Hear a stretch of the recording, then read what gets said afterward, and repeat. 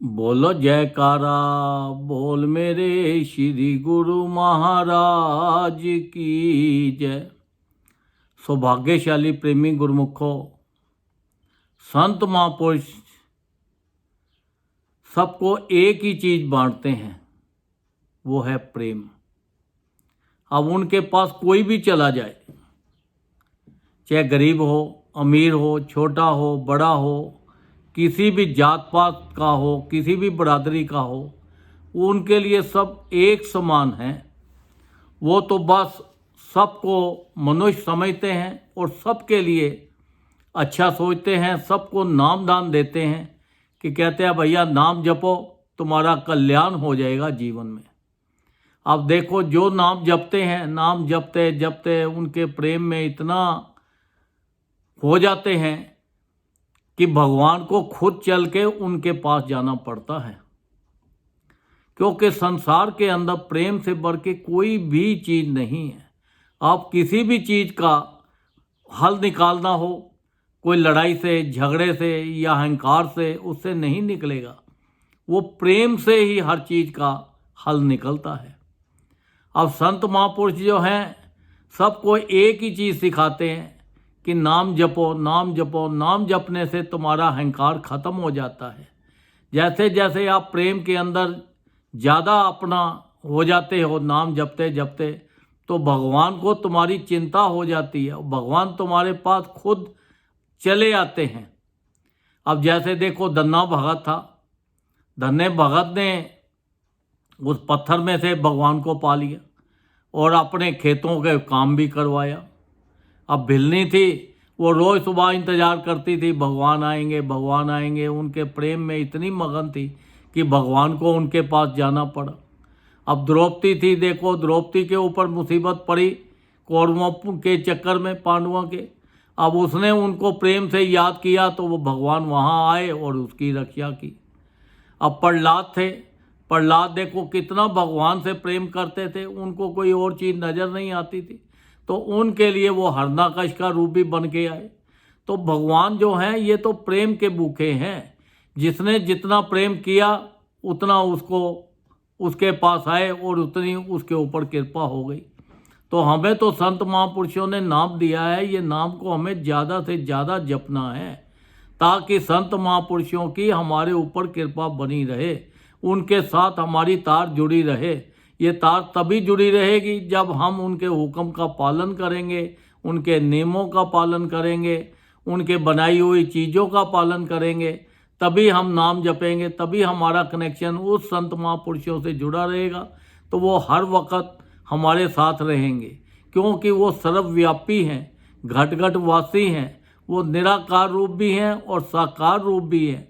आप देखो आपके कोई भी काम अटका हो तो आपको वो जब भी आप नाम जपते हो, उस परमात्मा को याद करते हो, वो किसी ना किसी रूप में आकर आपका काम कर जाते हैं। तो ये तो सारी देखो अपने प्रेम की, प्यार की, आपकी भावना की, तो ये सारी चीज़ें हो जाती है। अगर संसार के अंदर तुम रहते हुए इधर इधर इधर इधर देखोगे तो फिर थोड़ा बात बनेगी। ये तो ज़्यादा से ज़्यादा उठते बैठते चलते फिरते उस परमात्मा को याद करना है, उनके साथ जुड़े रहना है, तो तभी हमारा काम होगा। अहंकार के साथ कोई काम नहीं होता। अब देखो एक सेठ था, अब वो सेठ अपना बड़ा उसको घुमंड था, मेरे पास बहुत माया है। संत महापुरुषों के पास आया तो आकर एक सोने का मुकुट लाए और आके कहने लगे महाराज ये मुकुट आपके लिए लाया हूँ। अब जैसे ही वो देखा संत महापुरुषों ने, वो हाथ में पकड़ा, कहते अच्छा बना हुआ है। अपने भगत को बोला भाई अंदर के और मुकुट निकालो। जब वो मुकुट निकाले और वो मुकुट उससे बड़े कीमती थे, जिनमें हीरे जवाहरात लाल पन्ने बहुत जड़े हुए थे। तो वो सेठ जी ने कहा महाराज आपके पास इतने कीमती मुकुट हैं तो आपने ऐसे ही रखे हुए हैं, तो ये तो बहुत कीमती हैं। वो फिर संत महापुरुषों ने बोला कि देखो हमारे लिए तो ये सब मट्टी है, ये यहाँ की चीज़ है, यहीं रह जानी है, साथ थोड़ा जानी है हमें, तो हमारे लिए सब मट्टी है। अब सेठ को फिर अंदर से अहंकार था, सेठ के अंदर मैं इतना बड़ा अमीर आदमी हूँ। कहता है फिर उसने अहंकारवश होकर संत महापुरुषों से कहा कि मैं आपको सोने और चांदी के साथ तोलना चाहता हूँ। संत महापुरुषों ने कहा ठीक है ले आओ। अब वो अपना 1-2 दिन के बाद वो अपना सब भर के ठेलों में तो ले आया, आके कहने लगा महाराज मैं ले आया हूँ। अब उन्होंने संत महापुरुष के पास एक बच्चा खड़ा था, उस बच्चे को बोला ये तराजू में बैठ जाओ, क्योंकि इन्होंने ये सोना चांदी लाए हैं, तोलना है। अब वो बड़ा हैरान कहता है कि ये छोटे से बच्चे को कर दिया, इसका वजन ही क्या है, मैं तो इतना सामान लाया हूँ। फिर भी उसका अहंकार नहीं किया, उसने अपना सारा सोना चांदी जितना था तराजू में डाल दिया। और बच्चे का तराजू ऊपर उठा ही नहीं, वो सब कम पड़ गया। बड़ा हैरान हुआ। तो फिर संत महापुरुषों ने उनसे फरमाया सेठ जी आप तो बहुत अमीर आदमी हो, आपके पास तो बहुत था, ये कहाँ गया।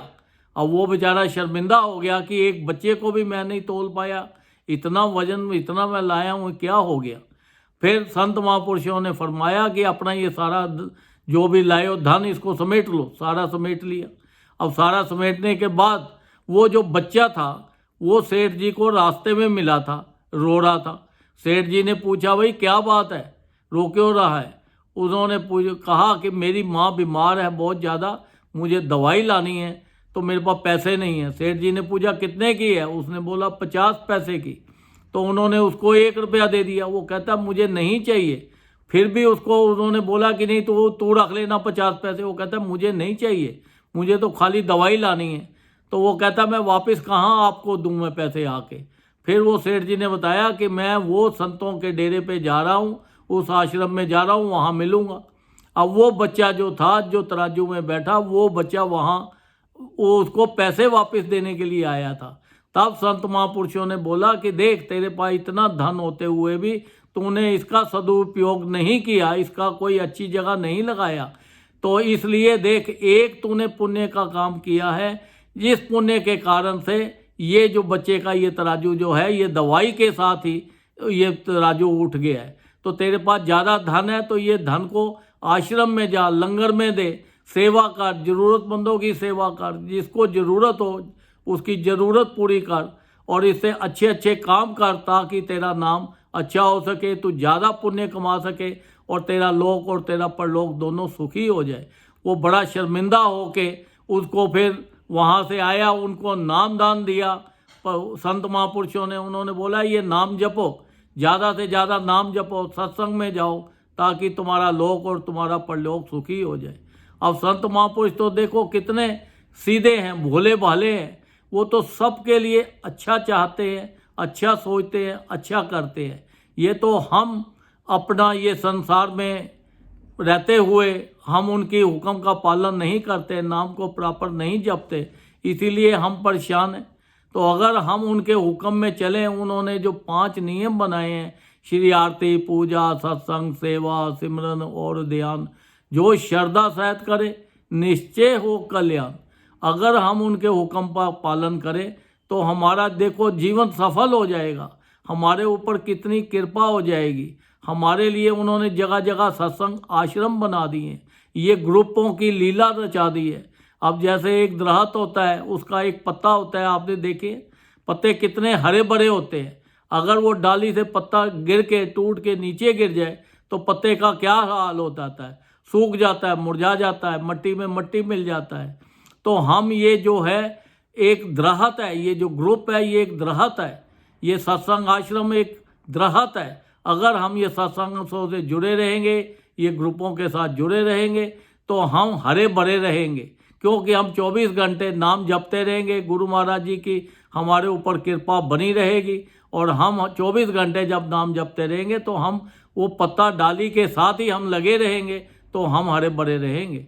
तो देख लो आप जीवन के अंदर हमें कैसे रहना है। हमें तो ज़्यादा से ज़्यादा संसार के सुख भोगने हैं और लोक और परलोक दोनों के सुख भोगने हैं। उसके लिए हमें ज़्यादा से ज़्यादा नाम जपना है। जितना नाम जपेंगे उतना हमारे ऊपर उस परमात्मा की कृपा बनी रहेगी, और हमारा मन जो है ये मैल से, दुनिया की मैल से बचा रहेगा। मन विषय विकारों से हट जाएगा, इधर उधर की चीज़ों में नहीं जाएगा। ये संसार की जो चीज़ें हैं सब नाशवान है, ये हमारे साथ जाने वाली नहीं है। हम इनमें नहीं फंसेंगे, हम इनके मोह के अंदर छोड़ के, इसका सब चीज़ों का मोह छोड़ के, तो हम वो परमात्मा के नाम में लग जाएंगे, तो हमारा लोक परलोक सुखी हो जाएगा। तो ये जो सबसे बड़ी चीज़ संसार में क्या है, प्रेम। आप प्रेम के साथ ज़्यादा भजन करो, सबके साथ प्रेम के साथ मिलो और प्रेम के साथ ही ये दुनिया के अंदर चलो, ताकि आपका लोक और आपका परलोक सुखी हो जाए। बोलो जयकारा, बोल मेरे श्री गुरु महाराज की जय।